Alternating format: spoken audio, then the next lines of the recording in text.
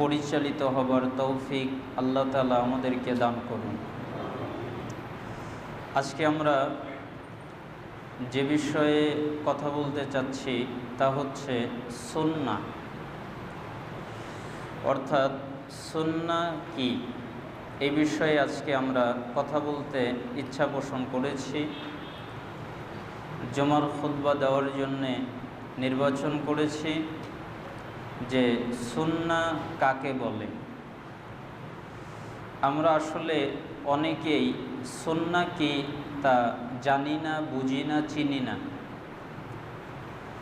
আমরা সুন্নাহের একটা দুইটা অর্থ জানি, কিন্তু সুন্নাহ এই শব্দটা ব্যাপক একটা শব্দ। এই শব্দের একক একটা অর্থ মেনে নেওয়া, বের করা খুবই কঠিন। এই জন্যে আমি কোরআন এবং সুন্নাহ, হাদিস, বিভিন্ন সালাফদের বাণী, কবিতা পড়েছি, বুঝেছি। যেমন আমি আগে বুঝতাম না। কিভাবে বুঝতাম না? একটা কিতাব পড়ছিলাম, কিতাবের নাম হচ্ছে সুন্নাহ। তা আমি মনে করেছিলাম যে এই সুন্নাহ মানে রসুলের সুন্নাত হবে, কিন্তু ওই পুরো কিতাব পড়তে গিয়ে দেখলাম যে সুন্নাতের কোনো আলোচনাই নেই, অথচ কিতাবের নাম সুন্নাহ। তো কি আছে ওইখানে? কয়েকজন ব্যক্তির কাহিনী আছে। তার মানে আমি জানতাম না যে সুন্নাহ মানে কাহিনী। আবার সুন্নাহ মানে ইমাম, ইমামকে বোঝাবার জন্যেও সুন্নাহ শব্দ ব্যবহার হয়। আবার সুন্নাহ শব্দের অর্থ হলো চেহারা। এই যে আমাদের মুখ আছে না, এই মুখটাকেও বলে সুন্নাহ। আবার আমরা যে হাসি দেই, এই হাসিটাকেও বলে সুন্নাহ। মানে সুন্নাহর অনেকগুলো অর্থ আছে, কিন্তু আমরা জানি না। এই জন্য কোন সুন্নাহর কি অর্থ হবে, আমরা অর্থ করতে গিয়ে অনেক সময় হাদিসের অর্থে ভুল করি। গত সপ্তাহে আমি ঢাকায় খুতবা দিচ্ছিলাম, আলোচনা করতে গিয়ে বলেছিলাম যে আপনাদের এখানেও বলেছি যে আমরা সহিহ হাদিস এই স্লোগান দেই, তাই না? যে সহিহ হাদিস অনুযায়ী আমরা আমাদের জীবন পরিচালনা করব।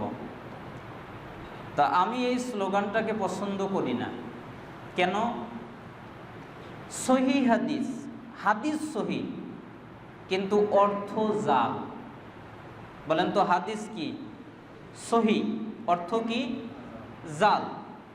তাহলে জাল হাদিস মানলে আপনার যে ক্ষতিটা হতো, ওই সহিহ হাদিসের জাল অর্থের কারণে আপনার ওই একই ক্ষতি হবে। হাদিস সহিহ। যারা বায়াত করছে, বিভিন্ন কাজ কারবারের সাথে সংযুক্ত আছে, প্রত্যেকেরই হাদিস আছে। হাদিসের বাহিরে কিছু নাই। আমি যত পড়াশোনা করি, যত গবেষণা করি, তত অদ্ভুত হই যে ইসলাম এমন একটা সুন্দর জীবন ব্যবস্থা, এমন একটা পরিপূর্ণ গাইডলাইন, তার ভিতরে সব আছে। আবার যদি না বোঝে, যেমন মনে করেন আল্লাহ তাআলা আমাদের হেদায়েতের জন্য কি দিয়েছেন? কোরআন। বলেন কি দিয়েছেন? কোরআন। এই কোরআন দিয়েই, আর কিছু না, এই কোরআন দিয়েই আপনি মানুষকে হেদায়েতের পথে ডাকতে পারবেন। আবার এই কোরআন দিয়েই মানুষকে গোমরা করতে পারবেন। এই কোরআন দিয়েই সম্ভব হয়ে যায়।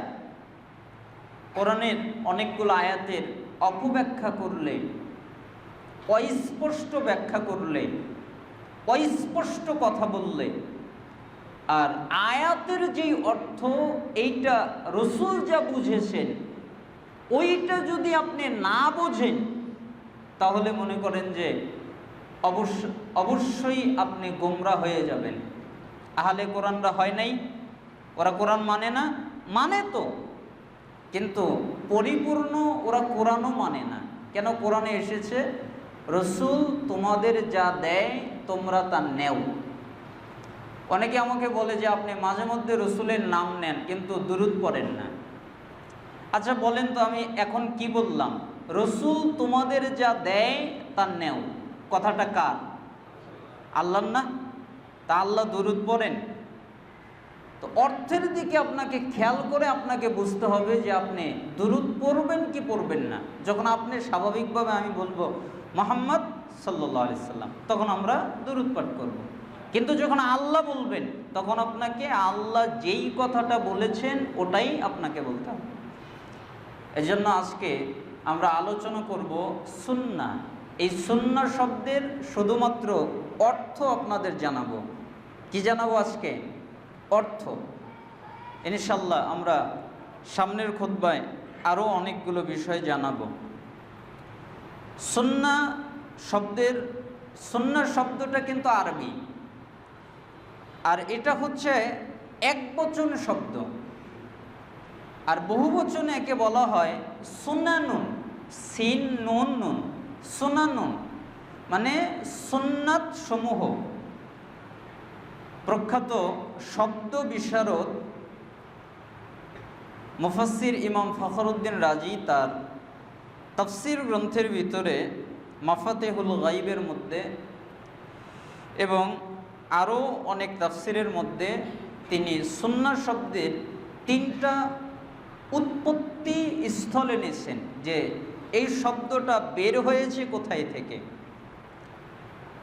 একটা উৎপত্তি তিনি দেখিয়েছেন, যেই শব্দটা এসেছে, সুন্নাহ শব্দটি ফাউলাতুন এর ওজনে মাফউলাতুন অর্থে ব্যবহার হয়। আর এর উৎপত্তি হলো আরবদের একটা উক্তি আছে, সান্নাল মাআ ইয়াসুন্নুহু, এখান থেকে। মানে আরবরা এখানে এই কথা বলা হয় যে যখন অবিরাম পানি প্রবাহিত করা হয়, মানে পানি অবিরাম প্রবাহিত হয় একাধারে, কোনো আঁকা বাঁকা কিচ্ছু নেই, মানে সুন্দরভাবে পানি প্রবাহিত হচ্ছে, কোনো ঢেউ নেই, কিছুই নেই, অবিরাম প্রবাহিত হচ্ছে, মানে সহজ এবং সরল, এইটা বোঝানোর জন্যে তারা এই শব্দটা ব্যবহার করেন। তার মানে সুন্নাহর একটা অর্থ তারা বলেন যে সহজ সরল, এটা বোঝানোর জন্য তারা ব্যবহার করেন। আর কিছু কিছু বিদ্বানগণ বলেন যে সুন্নাহ শব্দটা আরবদের আরেকটা উক্তি, সানান্তুন নাসলা ওয়া সিনানা আসুন্নুহু সান্নান ফাহুয়া মাসনুনুন, মানে এ কথা তখন বলা হয় যখন তরবারি এবং দাঁত উত্তম রূপে ঘষা মাজা করলে ধারালো হয় আর চোখা হয় আর ঝকঝকে হয়। মানে আপনি যখন একটা তরবারিকে ধার দেন তখন অনেক চোখা হয় না, অনেক ধারালো হয় না, এবং জং থাকলে জং ছেড়ে যায়, মানে চকচক করে। আপনি যখন দাঁত মাজেন তখন দাঁত চকচক করে, তার মানে ঘষা মাজা করে যেরকম দাঁত চকচক করা যায়, এইটাও একটা সুন্নাতের উৎপত্তি স্থল। আরেকজন বলেন যে সুন্নাহ শব্দের আরেকটা অর্থ হলো সান্নাল ইবিল, যে এই কথা বলা যখন ভালোভাবে উটকে যত্ন করা হয়। তার মানে আরেকজন বিদ্বান বলতেছেন যে যত্ন করার অর্থে সুন্নাহ শব্দের ব্যবহার হয়। এই জন্য ডক্টর নাসির বিন আব্দুল করিম আল আকল উনি বলেন যে আরবি ভাষায় সুন্নাহ শব্দটির উৎপত্তি হলো সান্না ইয়াসুন্নু সান্নান হতে। সান্না অর্থ বর্ণনা করা বলা হয়ে থাকে, সান্নাল আমরা বাইয়ানাহু মানে বিষয়টিকে বর্ণনা করা হয়েছে, তার মানে বর্ণনা করা, এটাকে বলা হয় সুন্নাহ। এই যে এই কয়েকটা অর্থ ফখরুদ্দিন রাজি তার তাফসিরে মাফাতিহুল গায়বের মধ্যে এনেছেন। এবার আমরা জানব সুন্নাহ শব্দের অর্থ। সুন্নাহ শব্দের আমি ঘাটাঘাটি করে 13টি অর্থ পেয়েছি। বলেন তো সুন্নাহ শব্দের কয়টা অর্থ? 13টা অর্থ। দেখবেন খুব মজার, যখন সুন্নাহ শব্দটা শিখে যাবেন, বুঝবেন, তখন সুন্নাহ পালন করতে আপনাদের অনেক মজা লাগবে যে কোন সুন্নাহ কোথায় ব্যবহার করতে হয়।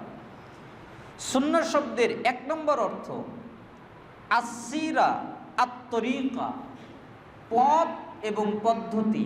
এই পথ এবং পদ্ধতিকে বলা হয় সুন্নাহ। কিভাবে? হুজিয়াতুস সুন্নাহ একটা কিতাব, এই কিতাবের যেটা 45 নম্বর পৃষ্ঠার মধ্যে, যেটা 1407 হিজরিতে ছাপা হয়, একটা ডক্টর আব্দুল গনি আব্দুল খালেক এর লেখা সুন্নাহ সংক্রান্ত একটা কিতাব। এখানে তিনি বলেন আস-সুন্নাহ আস-সিরা ওয়াত-তরিকা হাসানাতুন কানাত আও কবিহাতুন। সুন্নাহ শব্দের অর্থ হলো পথ, সুন্নাহ শব্দের অর্থ হলো পদ্ধতি। তা ভালো হতে পারে, খারাপও হতে পারে। যেমন মনে করেন একজন জিনা করতে গেল, তাহলে জিনা করতে একটা পথে সে গেল না, ওই পথটা কি ভালো? তাহলে ওই পথ, ওটাও সুন্নাহ। কিসের পথ, কিসের সুন্নাহ? জিনার সুন্নাহ, জিনার পথ। তার মানে যে কোনো পথকে, যে কোনো পদ্ধতিকে, যে কোনো মাধ্যমকে আরবিতে বলা হয় সুন্নাহ। এটা ভালো হতে পারে, মন্দও হতে পারে। এবার আপনি বলবেন যে সুন্নাহ কি আবার ভালো মন্দ হয়? দেখেন, আমরা যদি এই সম্পর্কে গবেষণা করতে যাই তাহলে সহিহ মুসলিমে একটা হাদিস পাবো, 1017 নম্বর হাদিস, এবং নাসাইর 2554, মুসনাদে আহমদ 19179, মিশকাত 210। এই কিতাবগুলোতে এই হাদিসটা আছে। আর মুসলিমের হাদিস একেবারে চকচকে সহিহ হাদিস। রাসূল সাল্লাল্লাহু আলাইহি ওয়াসাল্লাম প্রথমে বলেন, মান সান্না ফিল ইসলামি সুন্নাতান হাসানাতান ফাউমিলা বিহা বাদাহু কুতিবা লাহু মিসলু আজরি মান আমিলা বিহা ওয়ালা ইয়ানকুসু মিন উজুরিহিম শাইউন। রাসূল সাল্লাল্লাহু আলাইহি সাল্লাম বললেন, যে ব্যক্তি ইসলামে একটা ভালো নিয়ম চালু করলো সে এর নেকি পাবে, এবং পরবর্তীতে যে সব লোক এই পন্থার অনুসরণ করবে তাদেরও নেকি সে পাবে। বলেন তো কিসের নেকি পাবে? মনে করেন আপনি একটা সুন্নাত চালু করলেন। যেমন মনে করেন আপনার এলাকায় মাগরিব এবং মাগরিবে আজান হয় না? আজানও হয়, একামতও হয়। আজান, একামত, তারপরে সলাত, ঠিক না? তাহলে আজান এবং একামতের মাঝখানে 2 রাকাত সলাত আছে, অথচ কেউ জানেই না। তাহলে আপনি কি করলেন? আপনি একটা মসজিদের মধ্যে ঢুকলেন, ঢোকার পরে দেখলেন যে মাগরিবের আজান দিল, তো 3-4 মিনিট একটু সময় দেয়, তখন আপনি 3-4 মিনিট ওই সময়ের মধ্যে আপনি 2 রাকাত সুন্নাত সলাত আদায় করলেন না বসে। তার মানে আপনি মসজিদে ঢুকলেন কিন্তু বসলেন না, কি করলেন? আপনি সলাতে দাঁড়ালেন, 2 রাকাত সলাত পড়লেন, তারপরে বসলেন, একামত হলো, আপনি একামতের সময় দাঁড়ালেন, সালাতের কাতার সোজা করলেন, এরপরে সলাত শেষ করলেন। তখন আপনাকে একটা লোক জিজ্ঞেস করলো যে ভাই, আপনি মাগরিবের আজানের পরে সালাত পড়লেন, এটা আবার কিসের সালাত?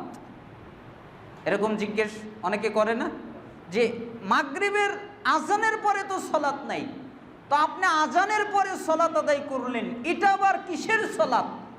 তখন আপনি বললেন, রাসূল সাল্লাল্লাহু আলাইহি ওয়াসাল্লাম বলেছেন, প্রত্যেক আজান এবং একামতের মাঝখানে 2 রাকাত সলাত আছে, যে চায় তার জন্যে। কার জন্যে? যে চায়।